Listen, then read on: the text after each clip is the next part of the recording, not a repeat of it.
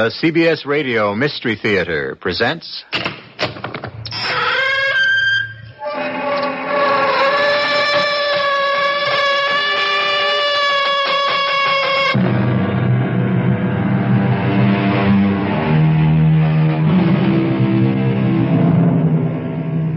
Come in. Welcome. I'm E.G. Marshall. The most magnificent of all Shakespeare's tragedies is the great love story that involves the two largest empires of their day, Egypt and Rome, and two of the most unforgettable characters in history, Mark Antony and the enigmatic, mysterious, unbridled feminine sex symbol of all time, Egypt's queen, Cleopatra. Antony, forgive my fearful sails. I never thought that you would follow. Cleopatra, you know full well my heart was to your rudder tied, and by its strings you would tow me after you. Now all is lost, and it is you who have betrayed me. Triple-tongued deceiver, my heart from now on only wars with you.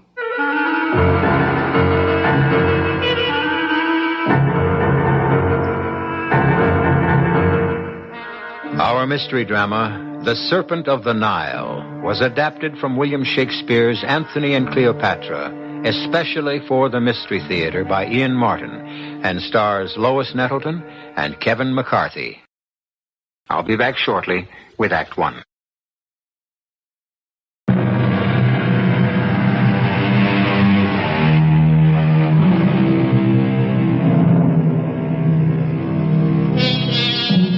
With the death of Julius Caesar, the Roman Empire was ruled by a triumvirate. Caesar's nephew, Octavian, a soldier statesman named Lepidus, and the famous Mark Antony. It was a time of turmoil for Rome, with the triumvirate threatened by Pompey, a former ruler. And it was at this climactic time that Antony, just as his hero Caesar some years earlier had, met and fell completely under the spell of the dusky, seductive, immortal queen of Egypt, Cleopatra. While the empire of Rome tottered, Mark Antony stayed on in Alexandria, bewitched, counting the world well lost for love. Well, Antony, if it is love, tell me how much. Oh, it's a poor love that has to be counted coin by coin. I'll set a price on me. See if it adds up to that. Then you will have to dream on a treasure not yet found under heaven. What now, Enobarbus? News, my lord, from Rome. Not now. Or, if you must, the gist. No more. No, you must hear it all, Antony. Perhaps your wife, Fulvia, is angry. Or that boy of 20 who shares your throne has issued some imperial command that you must needs obey. What's that, love? Maybe you are ordered home by him. Ordered? Octavian is a Caesar, and your blood is in homage bound to that last name. And, you know, when shrill-tongued Fulvia crooks her finger like a schoolboy, you blush and run to obey. The news... A moment. Now, hear me, Cleopatra. Let Rome fall and drown in the Tiber, and the empire tumble after. Here is my space. Kingdoms are clay. The nobleness of life is to do thus. Come here. To hold each other thus, when two such as us have met, I bind my promise. I will stand against the world with you, not as Antony, but as us. Two hearts as one, inseparable. Oh, what a lovely lie. No. Oh, come. Why did you marry Fulvia without loving her? You'll make me seem the fool I am not. Antony is Antony himself. But moved only by Cleopatra. Now, for the love of love and her soft hours, I have no time for state affairs. Later, Enobarbus. At your command, my lord. Come, my queen. Tonight, You and I shall wander through the streets together, mingling with the people as any two others, just you and I together as if we were of them, and held no high estate. This was as you wanted it? If my beloved desires. But if that is what you wish, I need a little time to prepare myself.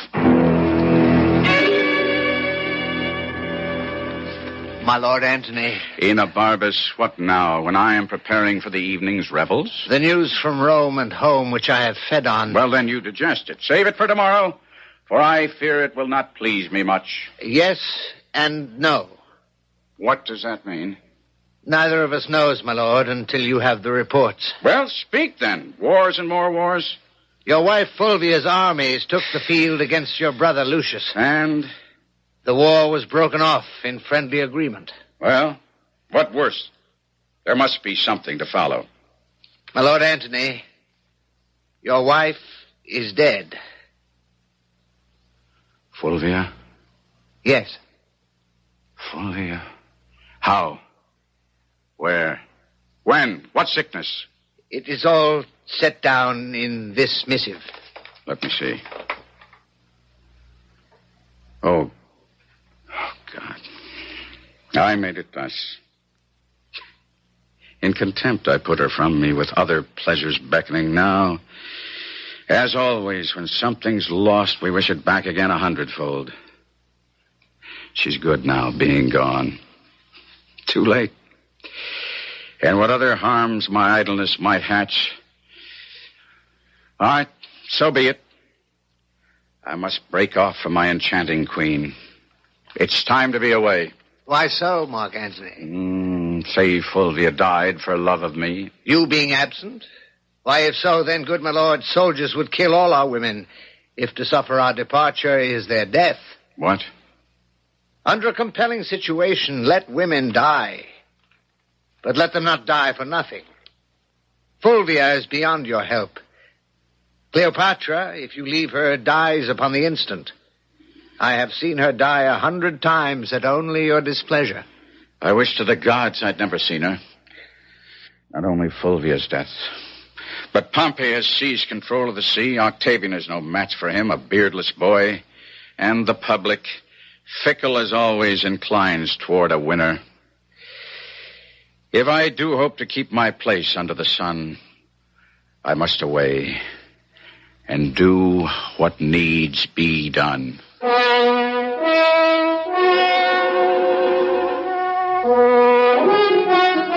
Charmian, have you seen my lord? No, madam. I thought he was with you. Some time ago. We were together, and he was much disposed to mirth. But on the sudden, a Roman thought struck him. A Roman thought? This is his other self, stern, unrelenting. Then I must be a woman and win him back by my own magic of opposites. See where he is, who's with him, what he does. Yes, madam. But remember, I did not send you. I will remember. If you find him sad, say I am dancing. If in mirth, report that I have suddenly taken sick. Most beloved mistress and queen. What now? Forgive your loving servant, but... Well, go on. Well, since you love him so dearly, is yours the best method to beg his love in return? What would you have me do? Well, give him his way in everything. Cross him in nothing. Oh, silly Charmian.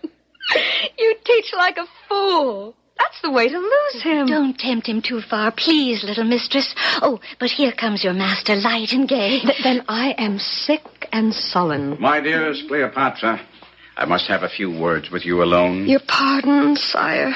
Charmian. Yes, madam. Help me away. I am faint enough to fall. So sudden and so violent. I cannot listen now. My beloved queen. Please, not too near me. What's the matter, my sweet?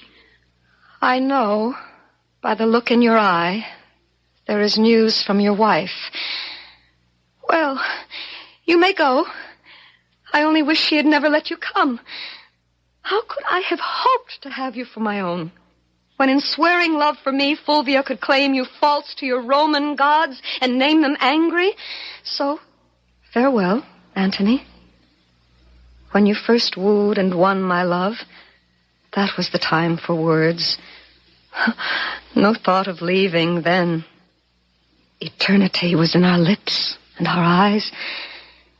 It still lies there, or should, unless the greatest soldier in the world is turned the greatest liar. Cleopatra, listen. Italy is rent by civil war. Pompey is at the gates of Rome, and in my absence has won the people's hearts from Octavian and Lepidus, with whom I share the rule.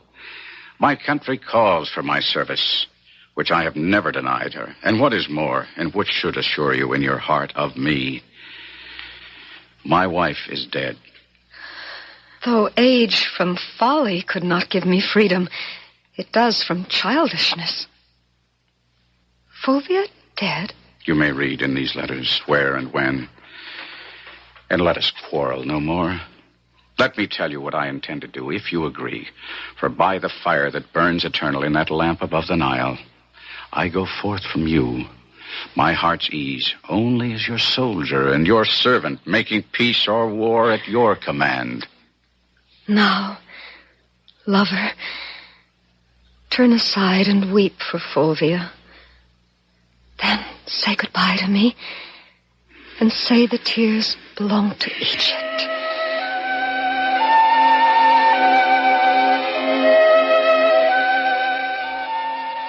So, Lepidus, we and Antony are to meet again.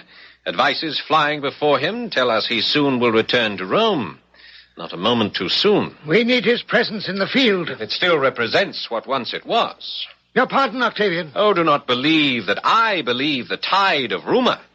That once proud Antony now fishes, drinks, and wastes the lamps of evening in oriental revel.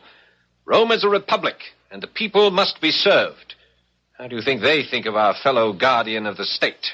I cannot believe rumors, nor that sudden evils darken all Mark Antony's goodness. Lepidus, you are too indulgent. Let us grant it not amiss to tumble on the gypsy's bed, but to resist the drums which have so long called him from his sport with Cleopatra is to be as young and untried as all who run me down for my lack of years. You are right, Octavian. It is good he will return. And what is better that we persuade him that he is home to stay?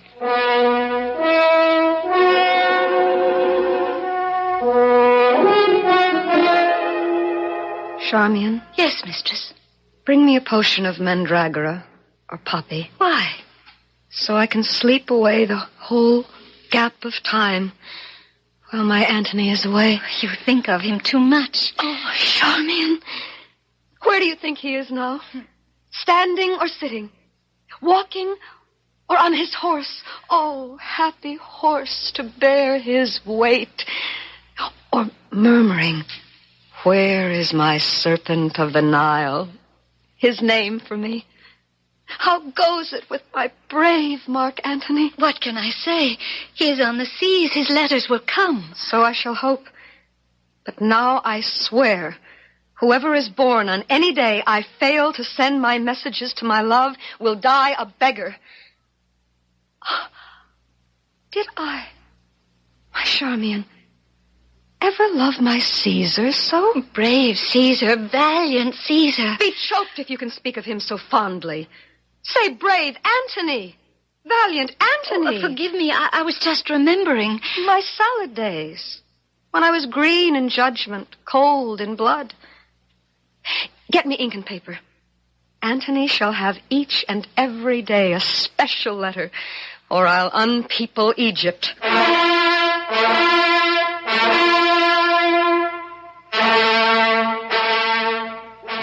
Welcome to Rome, Antony. Thank you, Octavian. Sit. Sit? In this tone of command? Ah, take me not wrong, Antony. But I wrote to you in Alexandria without reply. Your message came when I was not there and occupied in some affairs. Is that all? No, Antony. You have broken the oath we swore between us. Softly, Octavian. No, let him speak, Lepidus. How? To lend me arms and aid when I required them. Both you denied. Well, neglected, rather. As nearly as I may, I'll play the penitent. Fulvia, to have me out of Egypt made wars here, and for my ignorance, I ask your pardon. There. That's nobly spoken, Octavian? I would hope. And further hope to put aside all misunderstanding from now on. Then let me hasten to suggest the means. How? Octavian has a sister on his mother's side, Octavia. Since you are now a widower, to hold you brothers, Antony, why not take Octavia for your wife? Let me have your hand, Octavian. And from this hour, let us rule together, true brothers. Here is my hand. A sister I bequeath you. Let her live to join our kingdoms and our hearts. Then, happily, amen.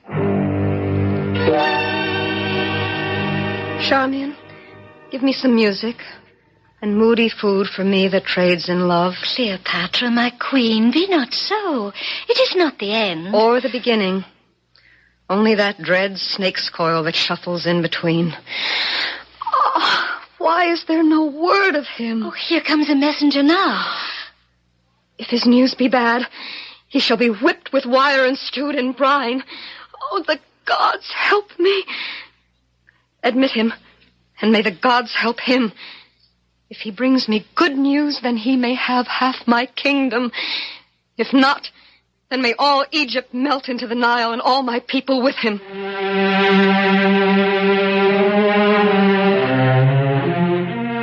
A soldier and a conqueror who is a lamb within the arms of one woman.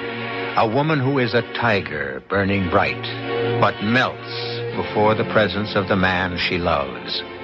Two empires in their hands, rocked to and fro by the tempestuous love and their realization of their trusts.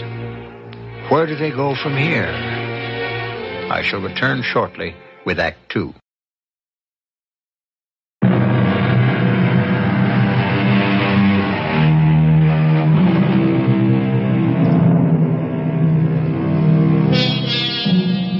Cleopatra waits in Alexandria, eager for and yet afraid of the news the messenger brings of her Antony.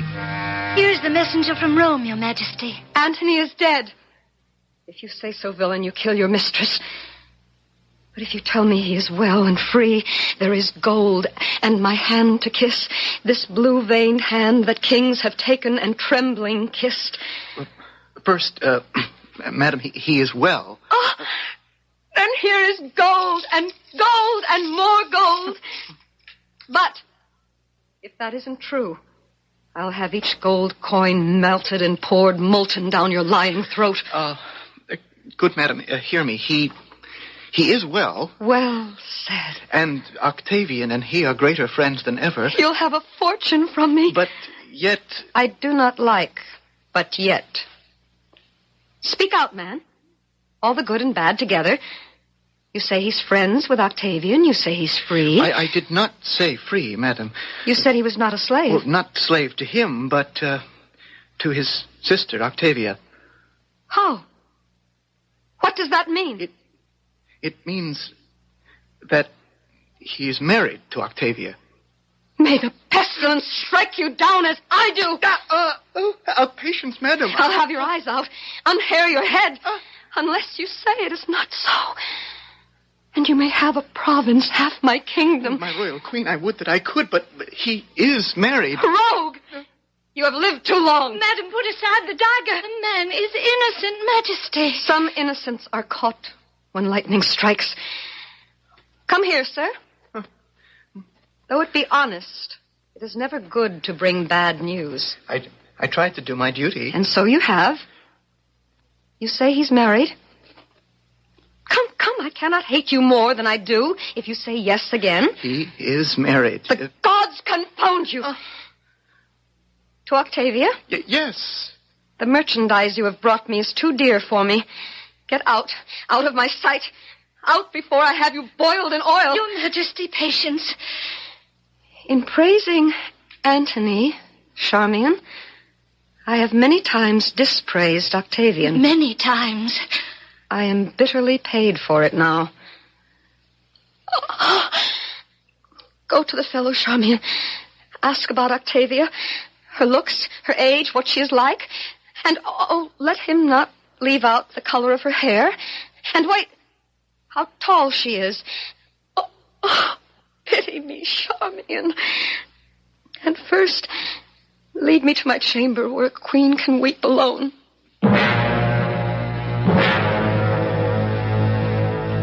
Our hostage exchanged, now we may talk before we fight. For Antony, Lepidus, and myself, brave Pompey, we will hope that words may serve us better than conflict. Too much of youth would perish if we came to battle. I cannot deny that truth. Then speak to us openly of how you treat our offers tendered to you. That I shall have Sicily and Sardinia, and in return will rid the sea of pirates and send certain measures of wheat to Rome. That's our offer. Does it not seem fair?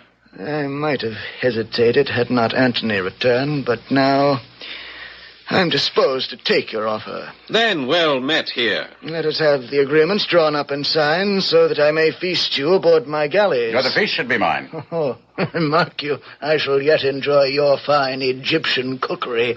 I have heard that Julius grew fat with feasting there. You hear a good deal. I have my informants. And so have I.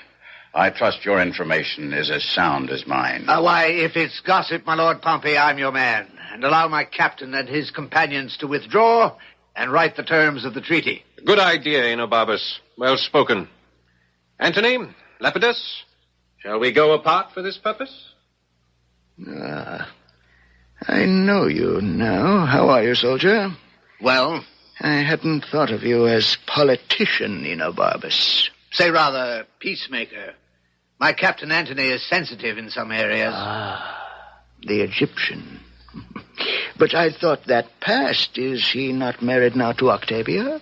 Yes. Well, then he is firmly knit to her brother Octavian. Cleopatra is only a memory. I will be blunt, sir, for many reasons. I am a soldier and must face the odds. I doubt that knot can hold. Oh, for what reason?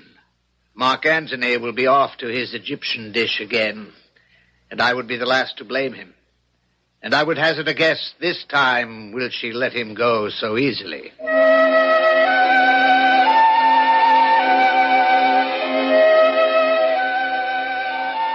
It's not only that, Octavia. Many things are excusable, and trifles do not anger me. But your brother, without consulting me, has opened war with Pompey, made his will and read it to the public, speaking in derogation of me. I've given him my best, and gotten in return nothing more than a smile that does not go behind the teeth. My lord, don't believe all rumors. For my sake, who stand between you, praying for you and loving you both. If you must believe, don't take it so to heart. Gentle Octavia, you may have to make a choice. If I lose my honor, I lose myself. But if you will be a go-between, then you must make it now. For I am making preparation for such a war as shall destroy your brother. No, give me this chance to reconcile you. Go to him if you will. And when you decide where the fault lies, make your choice. For I tell you, our faults can never be so equal that your love can equally move with them. You must choose your own company and go where your heart has a mind to.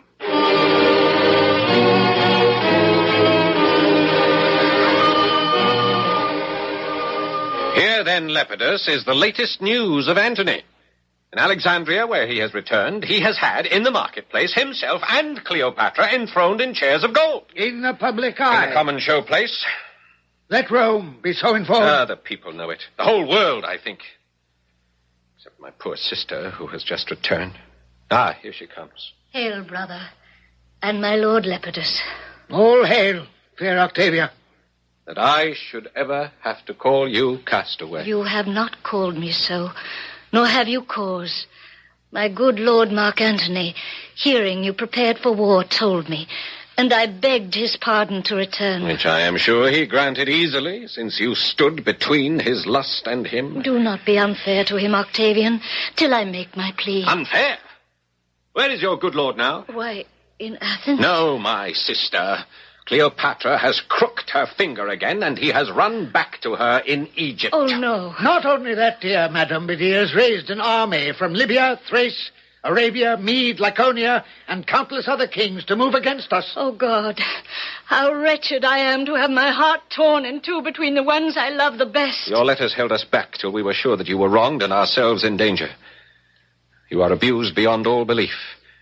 And to do you justice, the high gods will make of us their ministers. Welcome to Rome, madam. Every Roman heart welcomes you. Save only the adulterous Antony, on whom we'll have full revenge for you and the Republic.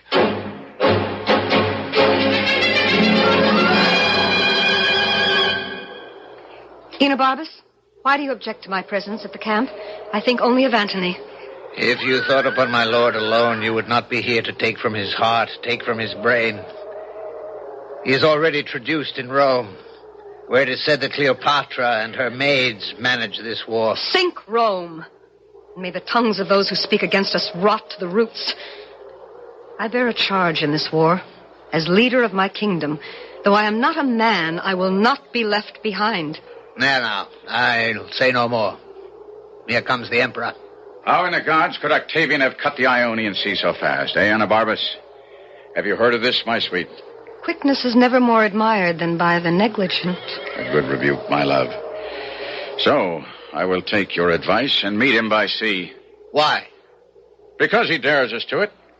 So have you dared him to single combat. What does not suit his advantage, he shakes off, as you should. I have 60 ships to help by sea. But our ships are poorly manned by muleteers, reapers, anything we could impress for crews. We'll fight by sea. You throw away the advantage we have by land. Don't risk your battle-tested troops to rotten planks and foreign shells. We'll fight at sea, and then if we fail, we can do it by land. Lepidus? Yes, Octavian. Remember, do not strike by land. Hold your positions and do not provoke battle till we have done at sea. You know our plan. Our fortune lies upon this jump.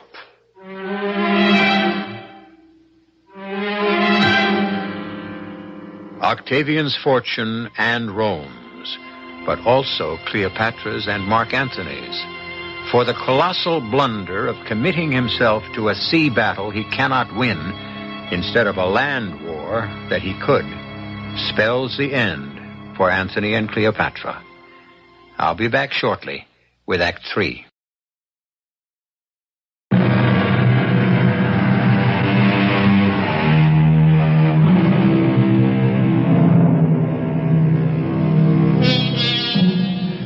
From the shore, with the rear guard of the once great land army that Antony might have led in a triumphant march on Rome, Enobarbus watches in dismay as his worst fears are more than realized.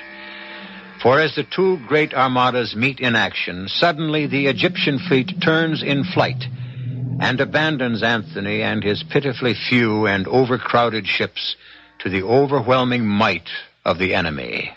Oh, gods, I can look at it no longer. All 60 of the Egyptian ships turned rudder and in flight.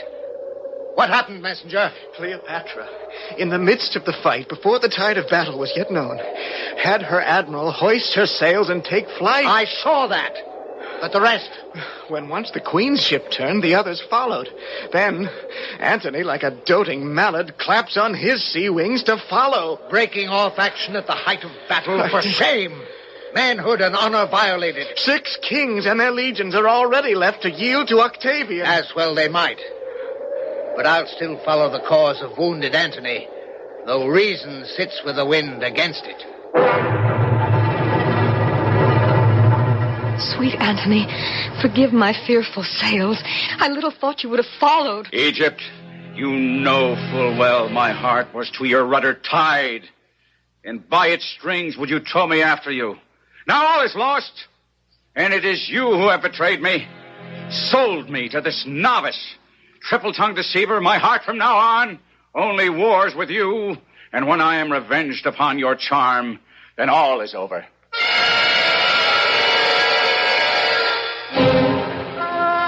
Oh, Charmian, all is over. I have lost my love. Antony still lives. But Cleopatra does not. No longer in his heart. And in his shame and rage, his may be the hand that slays me rather than Octavian's conquering sword. For all is gone. My country, my hope, my love. Oh, help me, Charmian, help me. Your Lord would never do you hurt. And if he did, he never would forgive himself. I must flee, Charmian. But where? The tomb. The tomb? The monument and sepulchre that long ago was built to house you on your royal journey out of this world. Sad is the day that it must come so soon. You're right. I'll go to the monument this minute, where you will join me. But first, go to my Go to him and tell him I have slain myself. Say that the last word I spoke was Antony. I will, Your Majesty. And Charmian? Yes, my queen. Remember every word, so you can tell me how he takes my death.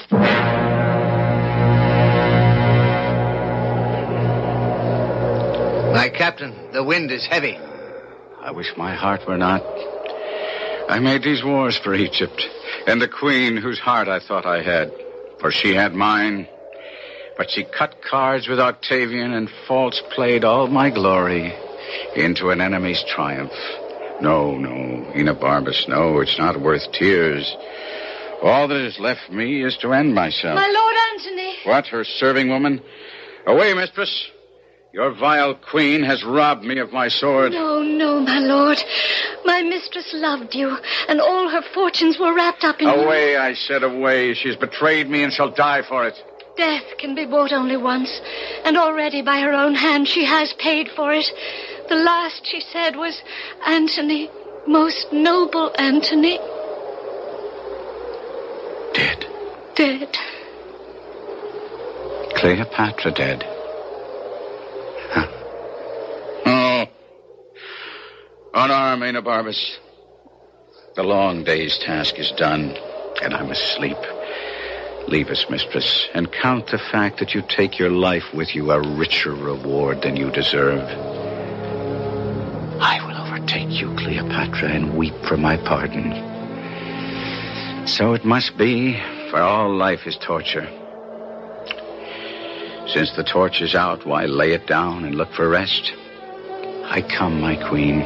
Oh, stay for me, and hand in hand, where souls walk on some flower-strewn strand, we'll count the world well lost.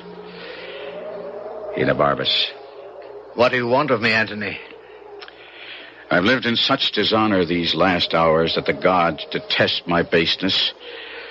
I, that with my sword quartered the world and owned the seas, condemn myself for lacking even the courage of a woman.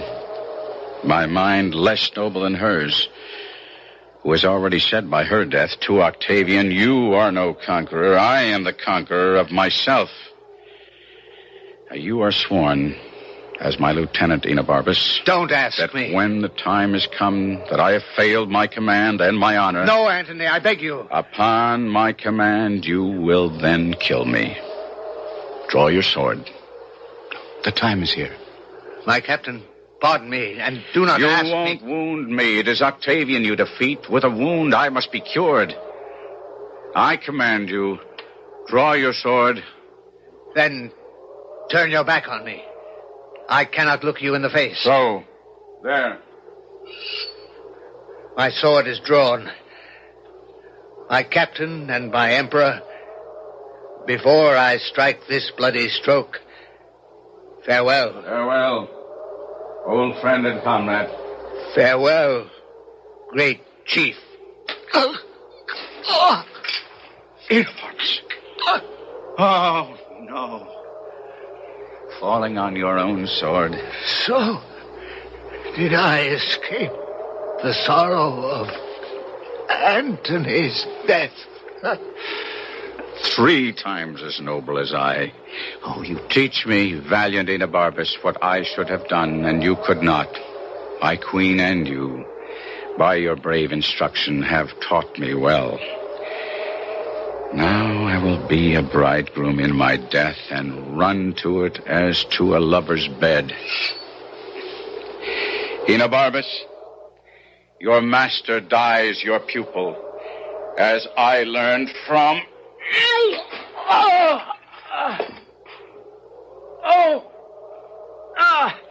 I have done the work ill. Guard! Oh! Lord Antony. What has happened? I pray you, make an end of what I have begun. What, my lord? Have you a sword? Then draw it, and strike me till I die. Oh, most absolute lord, I cannot. My mistress Cleopatra sent me to you. Cleopatra sent you? When? Oh, this moment, lord. Who are you? Oh, yes, Diomed. The messenger who always passed between us. Cleopatra, where is she? In her tomb. But not dead. She is locked within the monument because she feared you suspected her of being in league with Octavian. And for that reason, that in your rage you would kill her. And so I would have. Well, of a sudden, the queen realized that her death might in turn cause yours and sent me post-haste to bring you the truth. And now I've arrived too late. Too late. Too late. Good Diomed. Save only to say a last farewell. Call my guard and have them bear me to the monument and my love.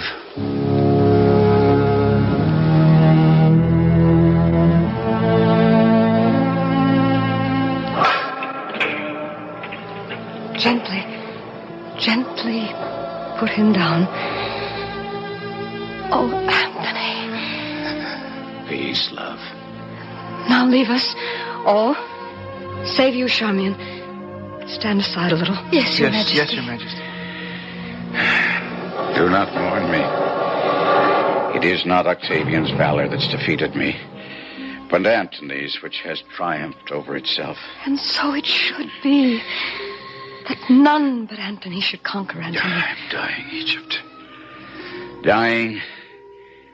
Only here I will hold off grim death a little while, till I can lay the last of 1,000 kisses on your lips.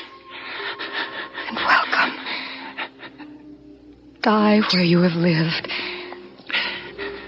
If my lips only had the breath of life, I'd kiss and kiss and kiss again till I'd worn them out. Spare lament. Waste no sorrow at the miserable state in which I die.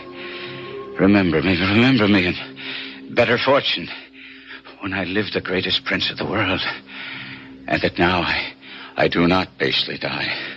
I am a Roman, by a Roman, valiantly vanquished. My spirit is going.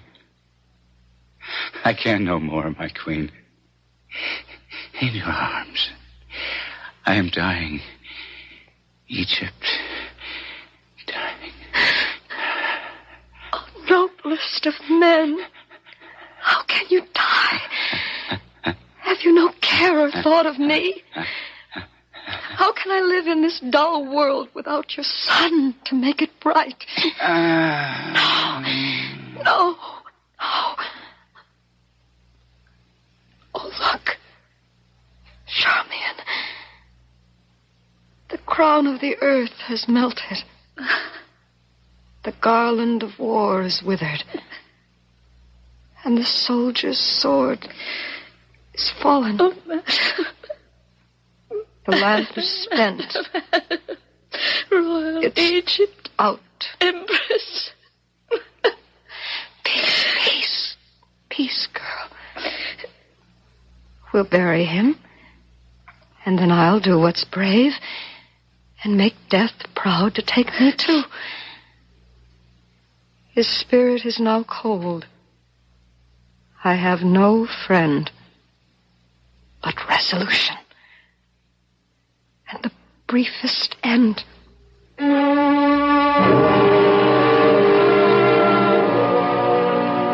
So, Charmian, have you brought that dread serpent of the Nile? Hidden in this basket of figs, so that I could smuggle it past the Roman guard that holds you prisoner here. Have a care with that pretty worm. He pains not, but his bite is death. Hand him to me. Your Majesty. Hush. Now, give me my robe. Put on my crown. I have immortal longings in me. I seem to hear Antony call. I see him rouse himself to praise my noble act. Husband, I come. My courage will prove Teitel to that name. I am fire and air. My other elements I leave to baser life. So, have you done? My queen is all attired. Come then. Take the last warmth of my lips. Farewell, kind Charmian. Now, be tender, asp. With your sharp fangs, this intricate knot of life untie. Poor venomous fool. Be angry and be quick. Dissolve thick clouds and rain, that I may say the gods themselves are weeping. Hush. Hush. Do you not see the baby at my breast that suckles the nurse to sleep? As sweet as balm, as soft as air, as gentle. Oh, Antony, Antony, I am come home.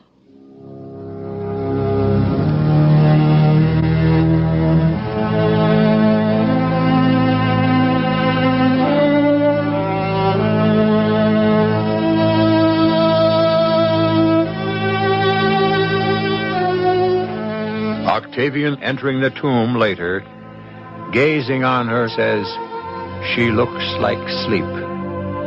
She shall be buried with her Antony. No grave on earth shall hold in it a pair so famous." And so the curtain falls.